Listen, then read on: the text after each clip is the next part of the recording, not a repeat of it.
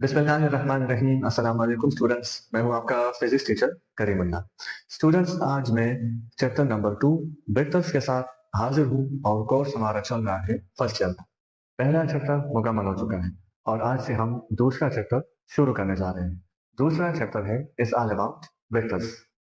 ये जो physical quantities होती है, इनको अगर हम डायरेक्शन के लिहाज से देखें तो फिर इनकी दो टाइप्स होती हैं। एक को हम कहेंगे स्केलर्स और एक को हम कहेंगे वेक्टर्स। तो स्केलर्स क्या होंगे और वेक्टर्स क्या होंगे? पहले समझते हैं स्केलर को कि स्केलर्स क्या होते हैं। स्केलर्स वो फिजिकल क्वांटिटीज होती हैं जो सिर्फ मैग्नीट्यूड से ही डिफाइन हो जाती है। फॉर एग्जांपल, मैं कहूँ 5 किलोग्राम, तो मैंने 5 किलोग्राम कहा, यानी मैंने जिक्र किया मास का। तो इस वक्त मैंने ये नहीं कहा कि ये 5 किलोग्राम नॉर्थ की तरफ या 5 किलोग्राम ईस्ट की तरफ, बस मैंने जस्ट सिंपल कहा 5 किलोग्राम।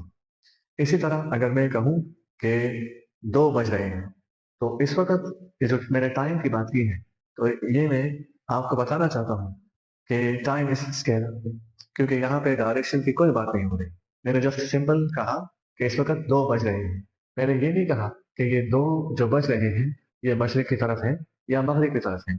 इसी तरह टेम्परेचर भी क्या है? स्केलर है। तो स्केलर की डेफिनेशन लिखते हैं, उसके बाद फिर इसके एग्जाम्पल्स।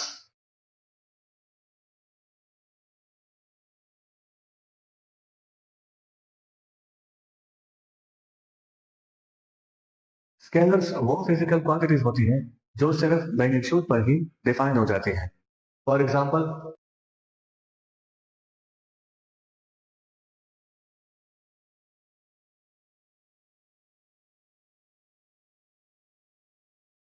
तो ये सब एग्जांपल स्केलर्स की, जैसे मास है, time, temperature, volume, density, electric current, distance, speed, electric flux, magnetic flux, electric charge, electric resistance वगैरह वगैरह। तो बहुत सारी एग्जांपल्स हैं स्केलर्स की।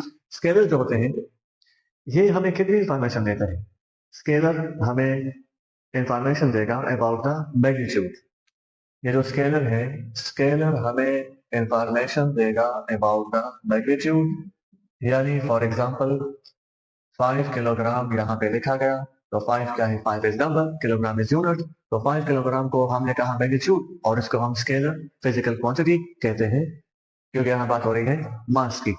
सिमिलरली, अगर मैं यहाँ पे लिखूं 3 सेकंड, तो इस वक्त बात हो रही है टाइम की, और ये किस चीज का मैग्नीट्यूड है? टाइम का मैग्नीट्यूड है। सो time is a scalar physical quantity.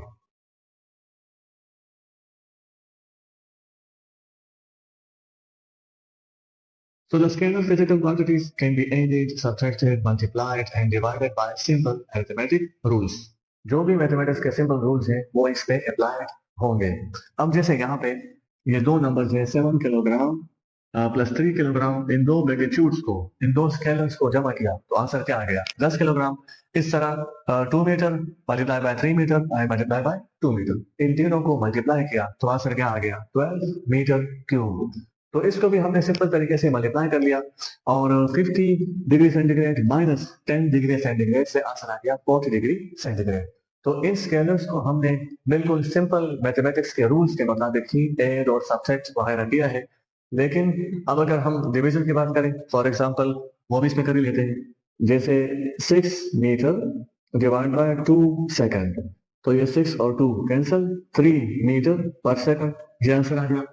तो यहाँ भी हमें कोई लंबी चौड़ी मैथमेटिक्स या कोई और टेक्निक्स यूज करने की जरूरत नहीं है, क्योंकि ये स्केलर्स है और स्केलर्स मैथमेटिक्स के सिंपल रूल्स से ही मल्टीप्लाई डिवाइड वगैरह हो जाते हैं। वेक्टर्स कौन सी फिजिकल क्वांटिटीज होती हैं? वेक्टर्स वो फिजिकल क्वांटिटीज होती हैं जिनको हम मैग्नीट्यूड के साथ साथ डायरेक्शन के साथ डिफाइन करते हैं। मतलब vectors needed magnitude as well as direction to define. तो वेक्टर हमारे साथ कौन सी फिजिकल क्वांटिटी होगी? वेक्टर वो फिजिकल क्वांटिटी होगी जिसमें दो तरह की इंफॉर्मेशन हो। Vector is equal to magnitude, एक तो इसमें होगा मैग्नीट्यूड मल्टीप्लाई बाय डायरेक्शन। दो चीजें होंगी किसी वेक्टर के अंदर, मैग्नीट्यूड एंड डायरेक्शन। तो फिर सवाल ये पैदा होता है कि जब करंट किसी वायर में गुजरता है, तो इस करंट की तो डायरेक्शन भी है और मैग्नीट्यूड भी है, तो फिर करंट हमारे साथ वेक्टर क्यों नहीं है? अब यहाँ पे जवाब क्या मिलेगा? यहाँ पे जवाब होगा कि हम वेक्टर की जो डिफिनेशन आमतौर पर पढ़ाते हैं स्कूल लेवल पे, तो वो एक कंप्लीट डिफिनेशन नहीं है। फिर थोड़ा सा हाई लेवल पे जाते हैं, कॉलेज लेवल पे, तो वहां पे भी हम जो वेक्टर की डिफिनेशन पढ़ाते हैं वो भी एक कंप्लीट डिफिनेशन नहीं है। तो कंप्लीट डिफिनेशन क्या है? असल में वेक्टर वो फिजिकल क्वांटिटी होती है जिसका मैग्नीट्यूड हो, पहली बात, जिसकी डायरेक्शन हो, दूसरी बात, लेकिन तीसरी बात ये कि उसको वेक्टर लॉ ऑफ एडिशन को भी ओबे करना होता है। तो अब इसके मुताबिक अगर हम देखें तो करंट स्केलर इसलिए है क्योंकि उसका मैग्नीट्यूड है, उसकी डायरेक्शन भी है, लेकिन तीसरी बात ये कि वो वेक्टर लॉ ऑफ एडिशन को ओबे नहीं करता। इसका इंशाल्लाह हम प्रूव भी करेंगे इस बात का। लेकिन फिलहाल मैं आपको बताता चलूं वेक्टर की डिफिनेशन कि हम वेक्टर को डिफाइन कैसे करेंगे।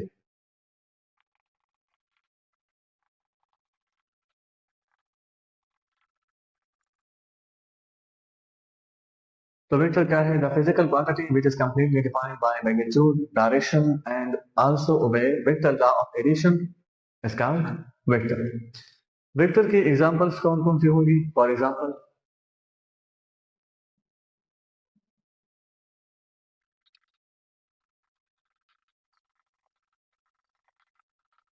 तो एग्जांपल में शामिल है area, displacement, acceleration, force, momentum, angular momentum, torque, angular velocity, angular acceleration, electric field, magnetic field, angular displacement वगैरह वगैरह। ये सब किस चीज में आ जाएंगे? ये सब आ जाएंगे वेक्टर्स में। ये जो वेक्टर्स है इनकी रिप्रेजेंटेशन की बात करते हैं कि हम किसी वेक्टर को किस तरीके से रिप्रेजेंट करते हैं। सो रिप्रेजेंटेशन ऑफ वेक्टर, वेक्टर को दो तरीके से रिप्रेजेंट किया जाता है, एक सिंबॉलिक रिप्रेजेंटेशन और एक ग्राफिकल रिप्रेजेंटेशन। एक को हम बोलेंगे, जो फर्स्ट है वो है सिंबॉलिक रिप्रेजेंटेशन। तो सिंबॉलिक रिप्रेजेंटेशन का मतलब क्या होगा? Symbolic representation of a vector. Symbolically vector को हम इस तरीके से रिप्रेजेंट करते हैं कि किसी बोल्ड फेस लेटर को लिखा, इस तरीके से लिखा, इसको कहा जाता है बोल्ड फेस लेटर। तो सिंबॉलिकली हम किसी वेक्टर को इस तरीके से लिख सकते हैं। सिंबॉलिकली किसी वेक्टर को आप ऐसे भी लिख सकते हैं कि वेक्टर ए और इसके ऊपर एरो का निशान लगा दिया। इस तरह कोई वेक्टर बी है, बी, उसके ऊपर एरो का निशान, या ए वेक्टर है और एरो का निशान नीचे लगा दिया, या बी के नीचे लगा दिया एरो का निशान, या फिर वेक्टर ए के ऊपर ऐसे डैश लगा दिया, बी के ऊपर डैश लगा दिया, या वेक्टर ए के नीचे डैश लगा दिया, या बी के नीचे डैश लगा दिया। ये तरीका होता है किसी वेक्टर को सिंबॉलिकली रिप्रेजेंट करने का। अब ग्राफिकली हम कैसे रिप्रेजेंट करेंगे वेक्टर को?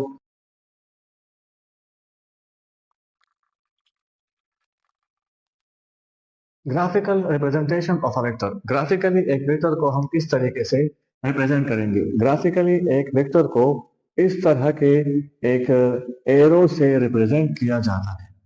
इसको हम बोलते हैं graphical representation of a vector. जब इस एरो को हमने यहाँ पे बनाया तो इस एरो का जो हेड है ये हमें क्या इंफॉर्मेशन देगा? This is the head of the vector, ये हो जाएगा टेल ऑफ द वेक्टर। बाकी जो यहाँ से लेकर यहाँ तक रह गई उसको हम बोलेंगे लेंथ ऑफ द वेक्टर या फिर बॉडी ऑफ द वेक्टर। तो हेड हमें किस चीज के बारे में इंफॉर्मेशन देगा? हेड हमें बताएगा डायरेक्शन के बारे में। हेड हमें डायरेक्शन के बारे में बता रहा है, जबकि टेल बता रहा है स्टार्टिंग पॉइंट। टेल हमें स्टार्टिंग पॉइंट के बारे में बता रहा है, और लेंथ हमें बता रहा है magnitude of the vector. Magnitude यानी हम कह सकते हैं कि एक तरह से ये स्केलर है। ठीक है, तो ये डायरेक्शन है, और ये बाकी हिस्सा क्या है? मैग्नीट्यूड है। और वेक्टर में दो तरह की इंफॉर्मेशन होती है, एक मैग्नीट्यूड और एक डायरेक्शन। तो फिर इसको हम किसी खास सूटेबल स्केल के जरिए बनाते हैं। कार्टेशियन कोऑर्डिनेट सिस्टम में या जियोग्राफिकल सिस्टम में इसको बनाया जाता है, जिससे हम इंफॉर्मेशन हासिल करते हैं, और या हमारे पास जो इंफॉर्मेशन होती है उसी के मुताबिक हम इसको बनाते हैं। वेक्टर जो है ये असल में एक मैथमेटिकल टूल है जो कि मैथमेटिक्स में और फिजिक्स में इस्तेमाल किया जाता है। और ये ऐसा मैथमेटिकल टूल है जो कि बहुत सारी प्रॉब्लम्स को हल करने के लिए यूज किया जाता है और हमारे बहुत सारे डिफिकल्ट प्रॉब्लम्स को भी आसान बना देता है। जितना हम ये चैप्टर आगे पढ़ते जाएंगे आपको मालूम होता जाएगा कि वेक्टर्स के फवाइद और क्या क्या है। वेक्टर जो है इसके टाइप्स की बात करते हैं। Types of vector. नंबर 1 पे है ज्योमेट्रिक वेक्टर। ज्योमेट्रिक वेक्टर वो होता है जिसको हम विदाउट एनी रेफरेंस पॉइंट लेते हैं। जैसे ये वाला वेक्टर क्या है, एक ज्योमेट्रिक वेक्टर है।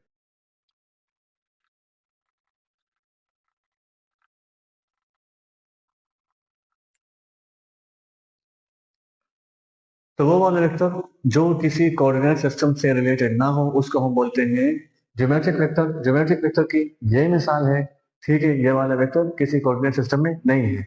फिर अलजेब्रिक वेक्टर ये दूसरा टाइप है। अलजेब्रिक वेक्टर वो होगा जिसको हम किसी कोऑर्डिनेट सिस्टम में बनाएंगे। The vector drawn with the reference of a coordinate system is called algebraic vector। यानी इस वेक्टर को हम किसी कोऑर्डिनेट सिस्टम में बनाएंगे। फॉर एग्जांपल ये कोई कोऑर्डिनेट सिस्टम है, X axis and this is Y axis और दिस इज ओरिजिन। इसमें मैं कोई वेक्टर बना रहा हूँ तो वो ओरिजिन से स्टार्ट होके जा रहा है एक्स एक्सिस में इस डायरेक्शन में, या ये ओरिजिन से स्टार्ट होके जा रहा है वाई एक्सिस में एक खास स्केल के मुनासबत से। ठीक है, तो ये वाला वेक्टर कहलाया जाएगा कौन सा vector? Algebraic vector. Equal vectors, जब दो या दो से ज्यादा वेक्टर्स आपस में ऐसे हो कि इनका मैग्नीट्यूड भी सेम हो और इनकी डायरेक्शन भी सेम हो तो हम बोलेंगे कि दोनों वेक्टर्स क्या है? इक्वल वेक्टर्स हैं, चाहे वो दो हो या दो से ज्यादा हो। इररिस्पेक्टिव ऑफ स्टार्टिंग पॉइंट, यानी ये जो वेक्टर्स हैं ये कहाँ से स्टार्ट हो रहे हैं स्टार्टिंग पॉइंट पे डिपेंड नहीं करता। Vectors which have same magnitude and same direction are called equal vectors। जैसे ये a और b, इन दोनों का सेम मैग्नीट्यूड है, सेम डायरेक्शन है, ये दोनों इक्वल वेक्टर्स हैं। अब अगर कोई तीसरा वेक्टर होगा, वेक्टर c, और उसका मैग्नीट्यूड भी ए बी के बराबर हो और इसकी डायरेक्शन भी ए बी के बराबर हो, हालांकि इसका जो स्टार्टिंग पॉइंट है वो ये वाला है, ठीक है, और इन दोनों का स्टार्टिंग पॉइंट ये है, तो वेक्टर सी का स्टार्टिंग पॉइंट ए बी के साथ सेम नहीं है, लेकिन फिर भी वेक्टर सी क्या होगा? Vector C is equal vector with vector A and B. Unequal vector, unequal vector वो होंगे कि दो या दो से ज्यादा वेक्टर्स अगर इनका मैग्नीट्यूड सेम हो लेकिन डायरेक्शन सेम ना हो, इनकी डायरेक्शन सेम हो लेकिन मैग्नीट्यूड सेम ना हो, तो ये वेक्टर्स क्या कहलाएंगे? अनइक्वल वेक्टर्स कहलाएंगे। टू और more vectors have same magnitude and different direction और vice versa are called unequal vectors. जैसे ये दो वेक्टर्स हैं, इन दोनों का मैग्नीट्यूड सेम है लेकिन डायरेक्शन दोनों का सेम नहीं है, तो दोनों क्या है? अनइक्वल। जैसे ये तीन वेक्टर्स हैं, इन तीनों की डायरेक्शन तो सेम है लेकिन इन तीनों का मैग्नीट्यूड सेम नहीं है, तो ये तीनों भी अनइक्वल वेक्टर्स पे आ जाएंगे और ये भी स्टार्टिंग पॉइंट पे या रेफरेंस पॉइंट पे डिपेंड नहीं करता। Number 5 is parallel vectors. वो वेक्टर्स जिनकी डायरेक्शन आपस में से कहलाए जाते हैं पैरेलल वेक्टर्स। ये डिपेंड नहीं करेगा कि मैग्नीट्यूड क्या है। Vectors have same direction with 0 degree angle are called parallel vectors. जैसे ये दो वेक्टर्स हैं, आपस में पैरेलल हैं, इन दोनों के दरमियान एंगल क्या है? इन दोनों के दरमियान एंगल है 0 डिग्री। तीसरा वेक्टर जो है वो भी इन दोनों के साथ क्या है? पैरेलल। हालांकि इस तीसरे वेक्टर की मैग्नीट्यूड इन दोनों के बराबर नहीं है। हम ये कह सकते हैं कि these are parallel unequal vectors not depends on magnitude. Anti parallel vectors कौन से होंगे? ये वो वेक्टर्स होंगे कि इनका मैग्नीट्यूड सेम हो या ना हो लेकिन ये डायरेक्शन में एक दूसरे के होंगे opposite. Vectors are in opposite direction to each other with 180 degree angle. अगर दो वेक्टर्स आपस में इस तरह अपोजिट डायरेक्शन में होंगे तो इनके दरमियान जो एंगल बनेगा दिस विल बी 180 डिग्री। तो एंटी पैरेलल वेक्टर्स के दरमियान एंगल होता है 180 डिग्री का। ऑर्थोगोनल वेक्टर्स, अगर दो वेक्टर्स आपस में हो परपेंडिकुलर और इनके दरमियान एंगल हो 90 डिग्री का, तो हम बोलेंगे कि ये दोनों वेक्टर्स आपस में क्या है, ऑर्थोगोनल है। Vectors are perpendicular to each other. जैसे ये दो वेक्टर्स हैं, वेक्टर ए और बी, इन दोनों के दरमियान एंगल है 90 डिग्री का, तो ये दोनों वेक्टर्स आपस में क्या है, ऑर्थोगोनल। कोलिनियर वेक्टर्स, वो वेक्टर्स जो बिल्कुल सेम लाइन में हो, तो उनको हम क्या बोलेंगे, collinear vectors. Vectors line in same line are called collinear vectors. जैसे ये ए बी सी, ये तीन वेक्टर्स हैं और तीनों एक ही लाइन में हैं, या तो तीनों एक्स एक्सिस में हैं या फिर तीनों वाई एक्सिस में हो सकते हैं, तो ये वेक्टर्स कोलिनियर वेक्टर्स कहलाएंगे। इनका मैग्नीट्यूड सेम हो या ना हो और इनके डायरेक्शन भी सेम हो या ना हो, लेकिन ये सब एक लाइन में होने चाहिए, तो फिर ये क्या कहलाएंगे, collinear vectors. For example parallel, anti parallel, equal and unequal vectors are collinear vectors. Coplanar vectors, वो वेक्टर्स जो दो हो या दो से ज्यादा हो और वो सेम प्लेन में आ जाए, तो उनको हम बोलेंगे coplanar vectors. Vectors lying in same plane are called coplanar vectors. ये दो हो सकते हैं या दो से ज्यादा हो सकते हैं, लेकिन इनका प्लेन जो है ना वो सेम होगा। अब अगर मैं यहाँ पे एक तीसरा वेक्टर ड्रॉ कर लूँ इस तरह, इन दोनों वेक्टर्स के ओरिजिन के साथ, और इसको मैं नाम दे दूं वेक्टर सी, तो वेक्टर सी जो है वो जेड एक्सिस में है। जब वो जेड एक्सिस में है तो वो इन दोनों के साथ कोप्लेनर नहीं है। नेगेटिव ऑफ अ वेक्टर या नेगेटिव वेक्टर, किसी वेक्टर का नेगेटिव हम कैसे बनाएंगे, अगर हम उस वेक्टर का रिवर्स लेंगे। जब हम उसका रिवर्स लेंगे तो वो जो रिवर्स वेक्टर होगा वो ओरिजिनल वेक्टर का नेगेटिव वेक्टर होगा। The vector which direction is reverse to the original vector is called negative of a vector. लेकिन ये बात है कि जो ओरिजिनल वेक्टर है और जो उसका नेगेटिव वेक्टर है, इन दोनों का मैग्नीट्यूड सेम होगा, लेकिन डायरेक्शन में एक दूसरे के अपोजिट होंगे। The magnitude of negative of a vector is same as magnitude of original vector. फर्ज कीजिए हमारे साथ एक वेक्टर है, दिस इज वेक्टर ए, हमने इसका नेगेटिव बनाना है, तो इसका नेगेटिव हम कैसे बनाएंगे। इसका सिंपल तरीका है कि ये जो वेक्टर ए है इसको मल्टीप्लाई कर दो -1 के साथ। जब हम इसको -1 के साथ मल्टीप्लाई करेंगे तो वेक्टर ए का मैग्नीट्यूड तो उतना ही रहेगा, इसकी डायरेक्शन चेंज हो जाएगी। बस कीजिए ये वेक्टर ए है तो ये हो जाएगा माइनस वेक्टर ए। तो देख ले कि दोनों का मैग्नीट्यूड सेम बट डायरेक्शन दोनों की अपोजिट हो गई, and this is the negative of vector A. और इसको हम कोई और नाम दे सकते हैं, जैसे इसको हमने -b वेक्टर का नाम दे दिया। इसके बाद जो नेक्स्ट वेक्टर है वो है नल वेक्टर।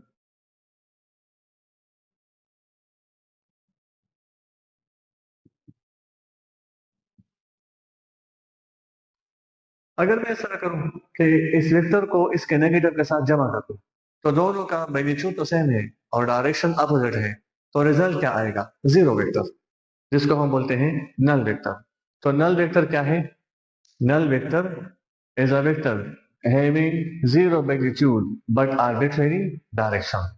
यानी वो वेक्टर जिसका मैग्नीट्यूड जीरो हो और इसकी डायरेक्शन हर तरफ हो, इसको हम कहते हैं नल वेक्टर या फिर जीरो वेक्टर। जब इन दोनों को हम ऐड करेंगे, वेक्टर ए को इसके नेगेटिव के साथ जमा कर देंगे, तो इस वेक्टर ए का मैग्नीट्यूड कम होता जाएगा, कम होता जाएगा, हत्ता कि एक पॉइंट रह जाएगा, और वो ये पॉइंट क्या कहलाएगा, जीरो वेक्टर।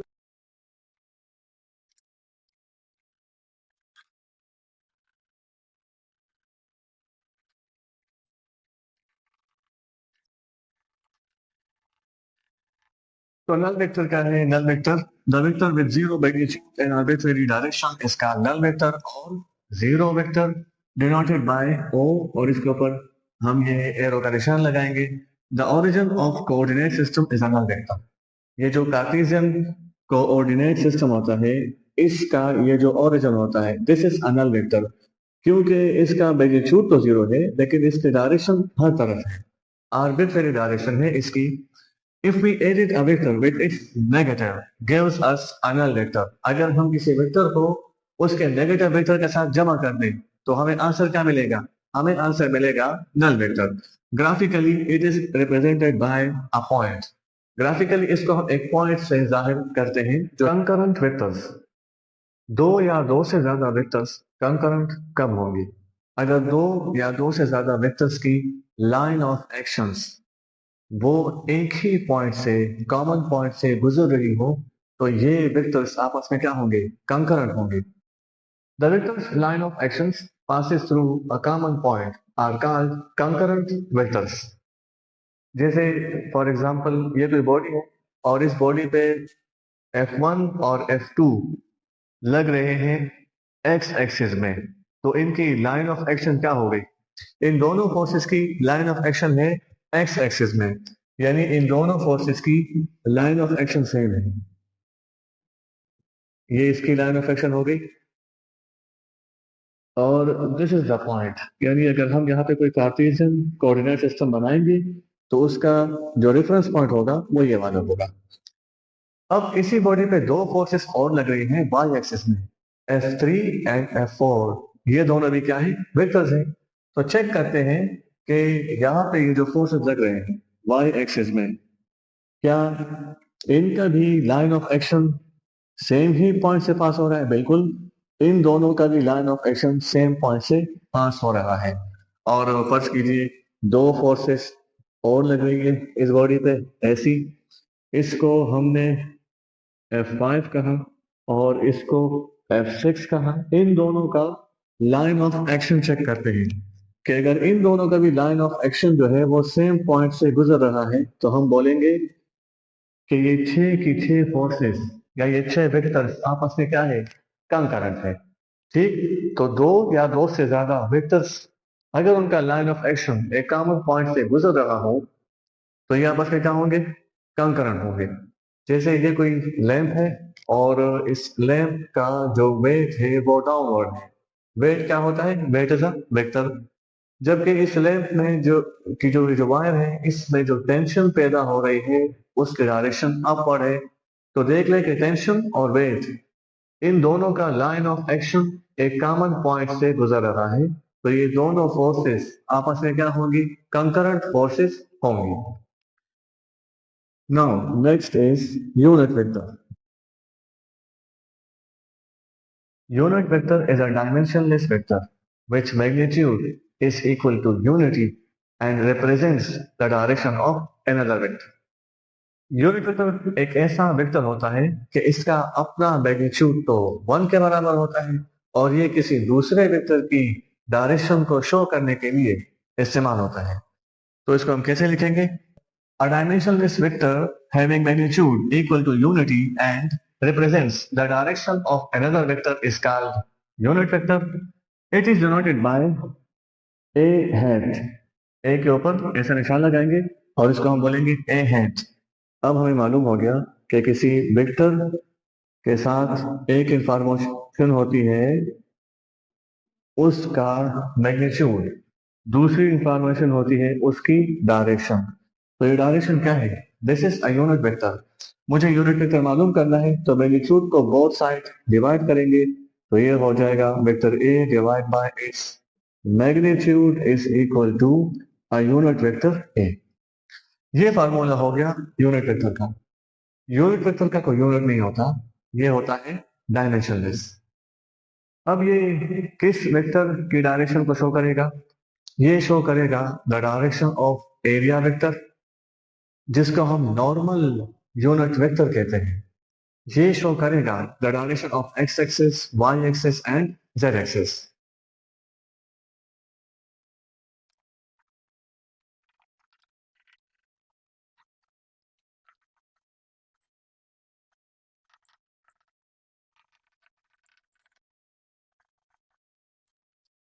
यूनिट वेक्टर्स की कुछ एग्जांपल्स, जैसे ये हमारे पास नॉर्मल यूनिट वेक्टर है.